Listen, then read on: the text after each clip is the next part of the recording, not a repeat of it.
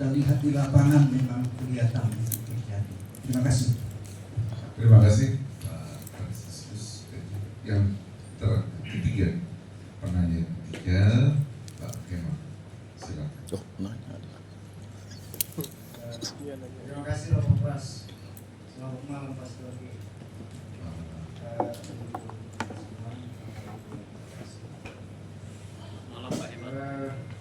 Malam Pak Imam. Perkenalkan diri, saya Hemat Gregorius. Tadi tidak disebut pakai jas orange.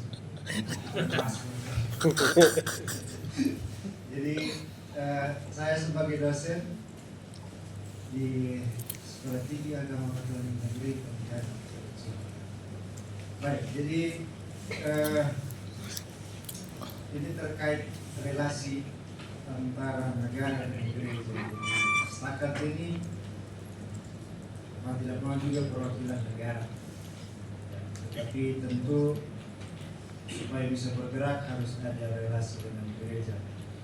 Jadi kadang-kadang membangun relasi dengan gereja, mungkin Pak Lukas lebih tahu, kita terhambat dan terkendala hanya karena masalah regulasi dan belum saling kenal bersama. Jadi contoh, misalnya di tengah umat itu ada mahasiswa kita yang turun, itu ditanya apa segala macam, apa surat, mana bawa surat, apa yang mau kalian buat. Jadi mental mereka jatuh. Jadi usaha baik kita untuk mempraktekkan mahasiswa tidak jadi Pak, kalau mental kita di tengah umat. Lalu yang kedua, saya pernah mengajar di kampus swasta, persis juga yang menghasilkan guru agama kayak staff. Jujur itu kita terseok-seok soal keuangan.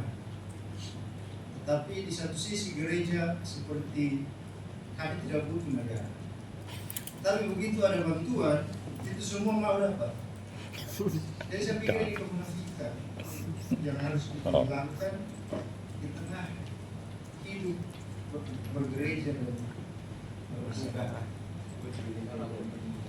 Jadi kami butuh gereja, tanpa dipungkiri pun gereja butuh umat. Jadi puluh-puluhnya awam tutup gereja. Jadi misalnya ada keluhan bahwa mahasiswa tidak tahu baca, ya tugas kita mengajarkan.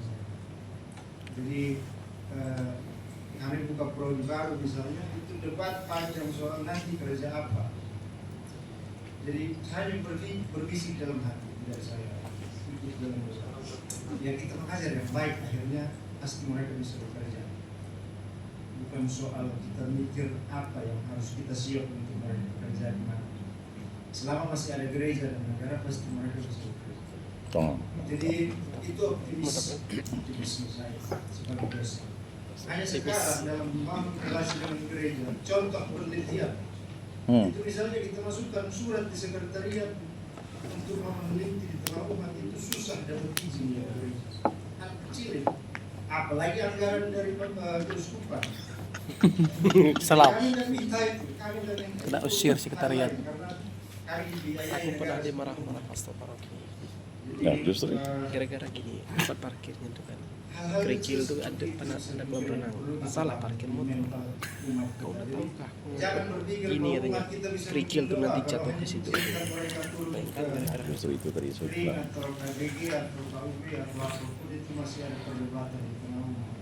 Jadi Jauh dari jangan umat gitu, Pak. salahkan mahasiswa yang tamat dari setakat kalau tidak bisa pimpin doa, kalau pastor paroki pun tidak mau terima mahasiswa kami yang mau di sana. Atau mau terima tetapi tidak mau dampingi. Kalau memang kami tidak bisa membayar, karena bukan tidak bisa, negara mampu membayar, hanya karena sekarang butuh regulasi.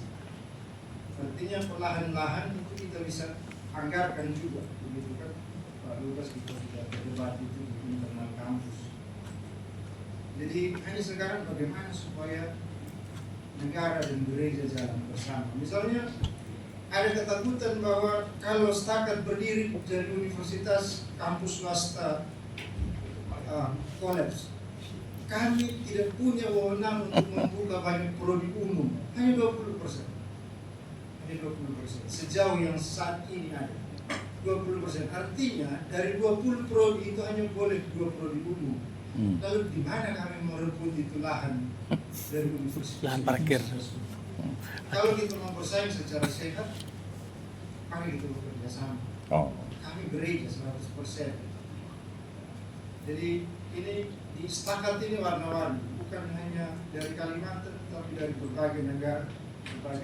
Wush.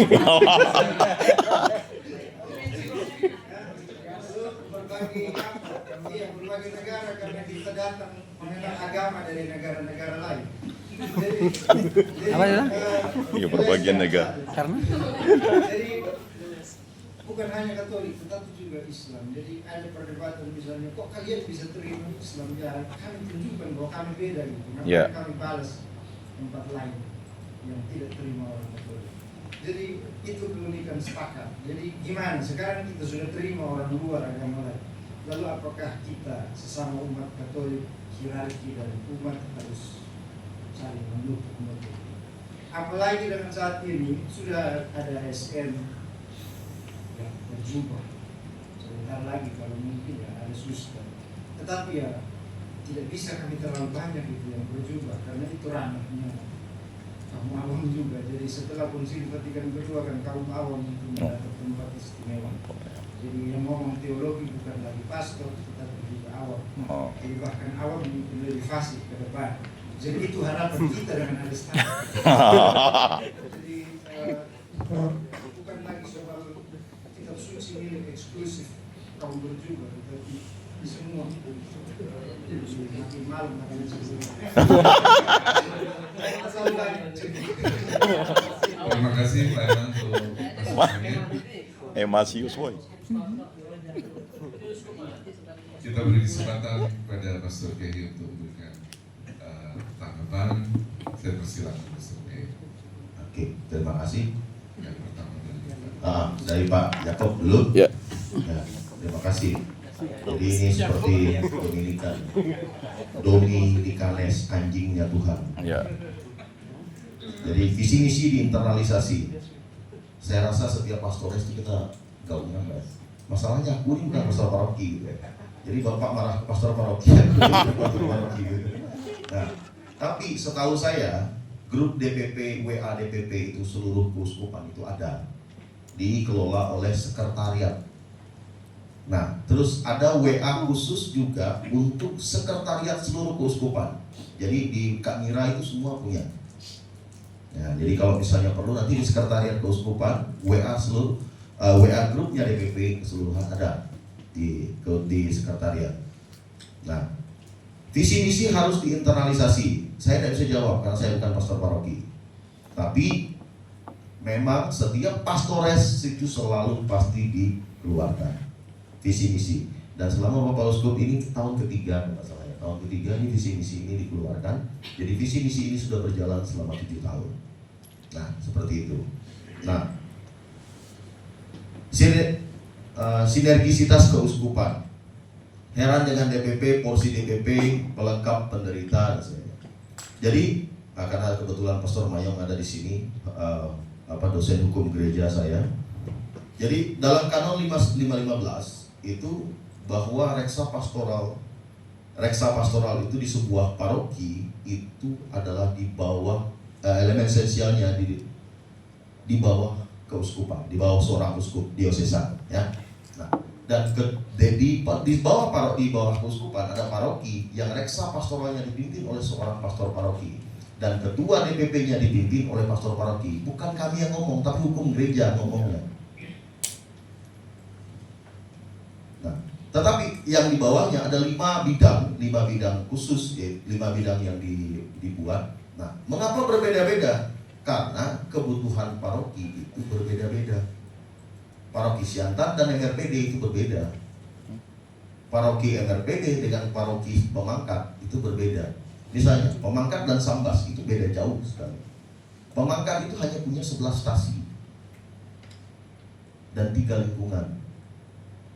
Tetapi Sambas itu punya 50 lebih ya, Sambas itu 50 lebih stasi. Jadi habis itu di kotanya mereka punya sekitar 8 lingkungan. Nah, reksa pastoralnya dan orang-orang yang duduk di DPP itu pasti berbeda sesuai dengan kebutuhan. Nah, terus misalnya di paroki Pemangkat itu tidak ada komisi, tidak ada misalnya seksi PSE, karena seksi PSE dipegang langsung oleh pastor rekan. Karena tidak ada orang. Mau gimana mau maksanya tidak ada orang? Di Pemangkat itu umatnya cuma 900 di kotanya. Yang isinya adalah orang tua dan para manula. Karena yang mudanya semua sekolah. Saya ngomong Pemangkat karena saya pernah di Pemangkat. Ya, begitu. Ya. Terus data biduk tidak sinkron. Kebetulan saya penanggung jawab biduk Keuskupan Agung Pontianak baru diangkat bulan lalu. Jadi pasti tidak sinkron. Data negara juga tidak ada yang sinkron. Jadi kita ini memulai data yang real. Maksudnya kita memulai data biduk ini dimulai oleh Keuskupan Agung Pontianak oleh Bapak Uskup pada saat launching umur 70 tahun, beliau 70 tahun. Launching untuk pendataan biduk adalah untuk sinkronisasi data di paroki, data yang tertulis dan data yang ada. Nah, makanya sebenarnya data biduknya itu begini. Orang Katolik itu kan kita universal, baptis di mana tapi asal parokinya mana. Katedral itu membaptis 200 orang per tahun. Tapi apakah semua asal paroki katedral? Enggak. Makanya buku baptis itu tidak bisa menjadi dasar jumlah orang di paroki. Makanya dibutuhkanlah biduk supaya menjadi dasar berapa jumlah orang di paroki supaya menjadi dasar begini. Karena semangat sinodalnya Keuskupan Agung Pontianak dan KWI, dari KWI dan sampai ke Keuskupan sekarang adalah pastoral berbasis data. Misalnya begini, pastor paroki harus tahu berapa jumlah tentara yang ada di parokinya. Dan itu tidak bisa dibuka di buku baptis, tapi itu bisa dibuka di biduk. Berapa jumlah anak yang belum menerima sakramen pertama, komuni pertama, itu data di biduk. Karena data biduk adalah data yang terus berjalan. Data biduk itu bisa menunjukkan siapa yang ulang tahun hari ini. Jadi pastor paroki gitu. Nah, tetapi seperti apa yang Pak Frans Edi katakan bahwa di Bengkayang itu 81 stasi dengan 19 lingkungan. Jadi 2 pastor di sana melayani 81 lingkungan dan 19 lingkungan. 19 lingkungan adalah 81 stasi. Jadi Pastor Anton itu harus mengunjungi 81 stasi. Jadi ya bukan saya bilang harap maklum ya. Tunggulah dulu pastor banyak-banyak bagaimana. Yang ada jangan keluar dulu. Nah, yang udah keluar balik lagi nggak boleh gitu. Ini salah satunya. Nah, begitu.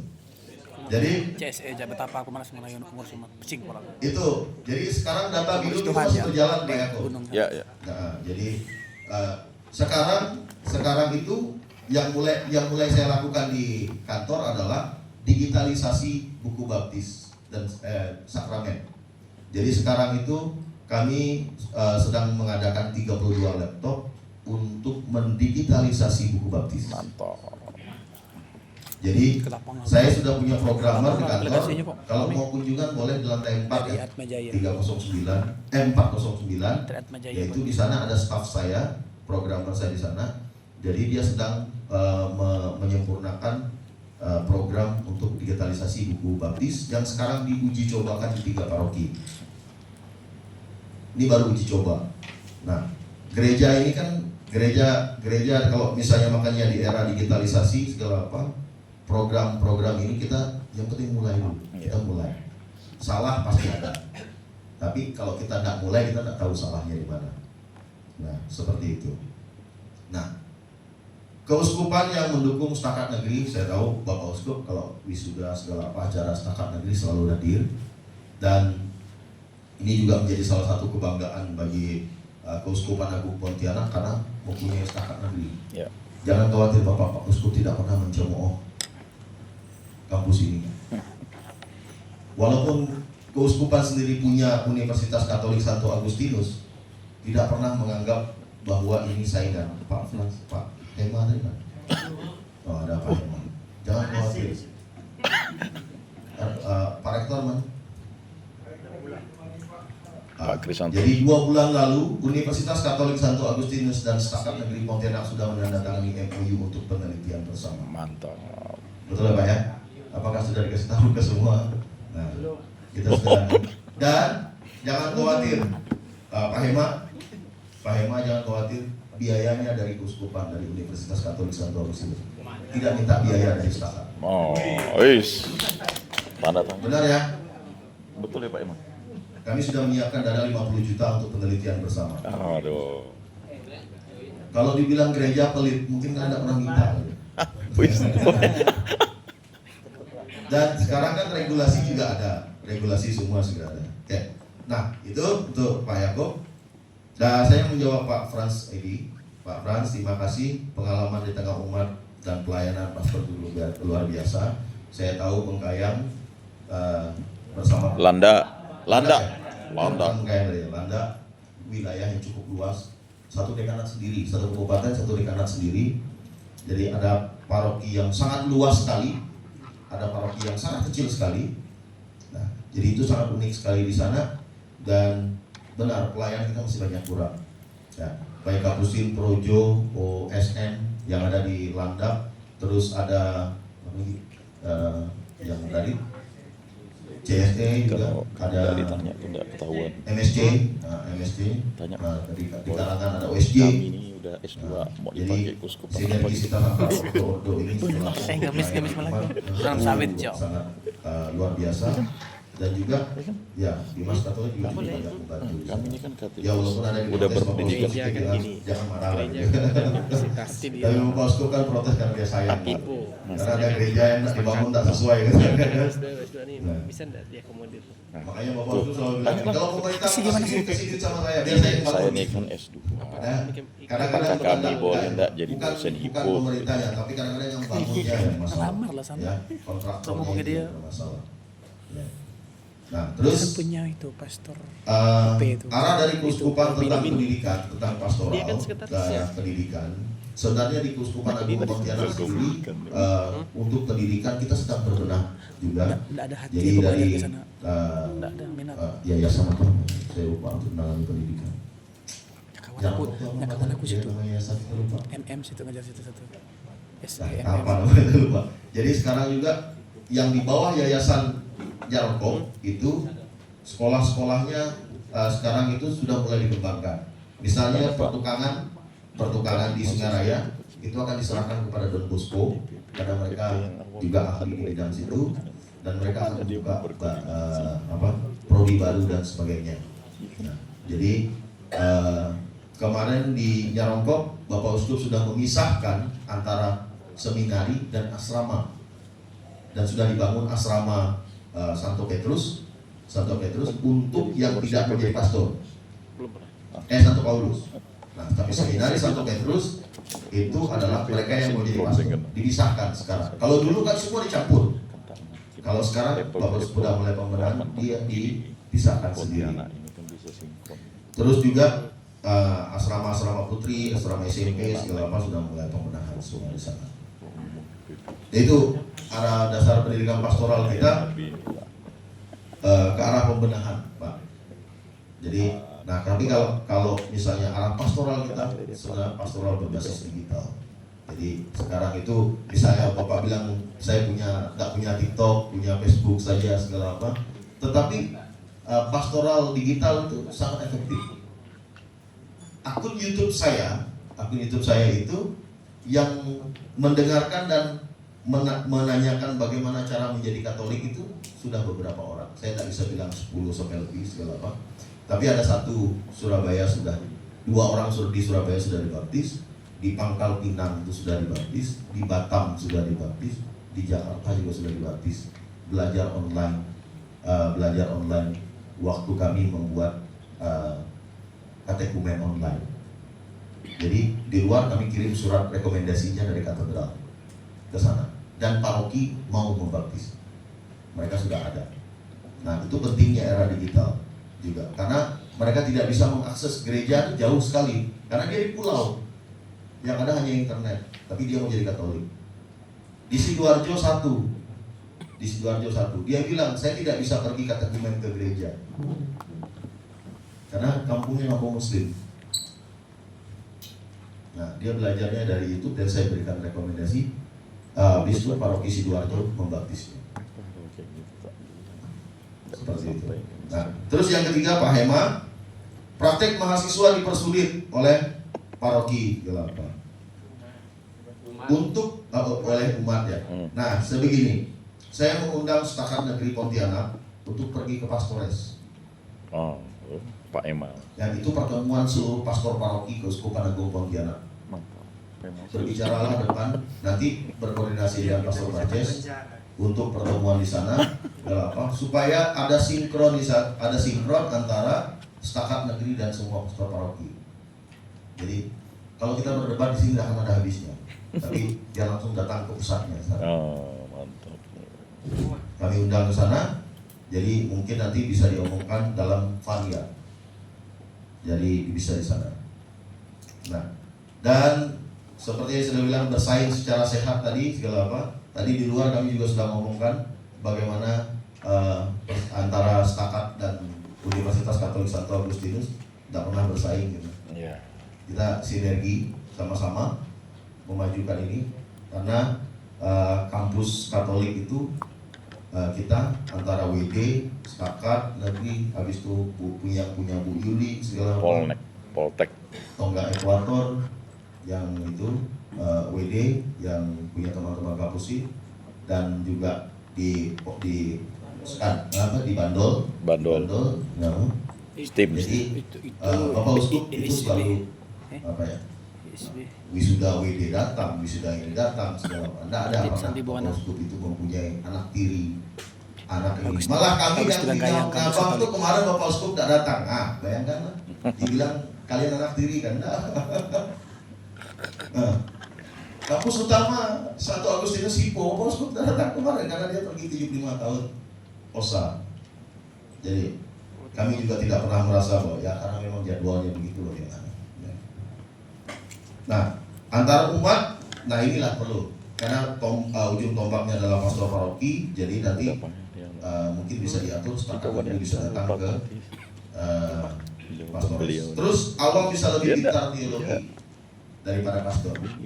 Mudah-mudahan ajarlah mereka dengan baik supaya mereka bisa lebih pintar dari pastornya, dan mereka bisa menjadi ujung tombak pengajaran di paroki. Ujung tombak penyuluh. Supaya mereka bisa menjadi katekis paroki yang baik. Jadi Roma. Jadi ajarlah mereka Jadi Roma itu, dan mudah-mudahan semua anak-anak Setakat bisa menjadi lebih baik. Nah, di kampus kami itu saya selalu menekankan di dalam kelas itu 3. Kalau kamu harus punya, kalau kamu tidak cantik atau ganteng, kamu harus pintar. Baru berangkat. Tapi kalau kamu tidak cantik, tidak ganteng, tidak pintar, harus rajin. Harus gaul. Karena kalau kamu tidak rajin, tidak pintar, kalau kamu ganteng atau cantik, pasti dapat istri baik, atau setidaknya dia bisa menjadi istri pejabat. Karena pejabat itu suka cari cewek cantik. Waduh. Wah. Siapa pejabatnya? Kalau mau cari istri kedua jangan. Yang besar perutnya pejabat. Nah, Ya, pejabat. terima kasih Romo. Terima kasih Mas Gaya untuk masukannya. Bapak Ibu sudah terkasih, Omnia Tempus Habet. Segala sesuatu ada waktunya. Mantap. Jadi 2 hal penting polisi dari pastoral polisi dari Keuskupan Agung Pontianak, yaitu pastoral berbasis digital, IT, dan juga yang kedua adalah sinergi. 2 hal ini hendaknya bukan dipertentangkan tapi saling melengkapi. Dunia berkembang. Kalau kita tidak belajar, dan dunia sekarang dengan kemajuan teknologi IT, kita dipacu untuk belajar beradaptasi dengan dunia. Kalau tidak kita akan jadi tertinggal oleh zaman. Maka tadi saya katakan omnia tempus habet. Segala sesuatu ada waktunya. Dan katakan pepatah Latin, tempus mutamur et tus mutantur in illis. Waktu awentari, waktu berputar dan kita harus berubah di dalamnya.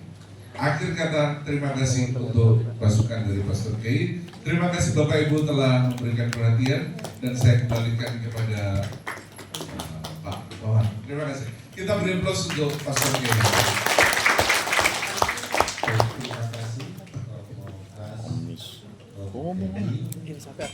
Deus kata itu. Ada titipan pengumuman dari sekretariat, nanti yang belum masuk grup WA bisa scan di belakang supaya komunikasi kita bisa lebih enak untuk penjadwalan untuk esok hari.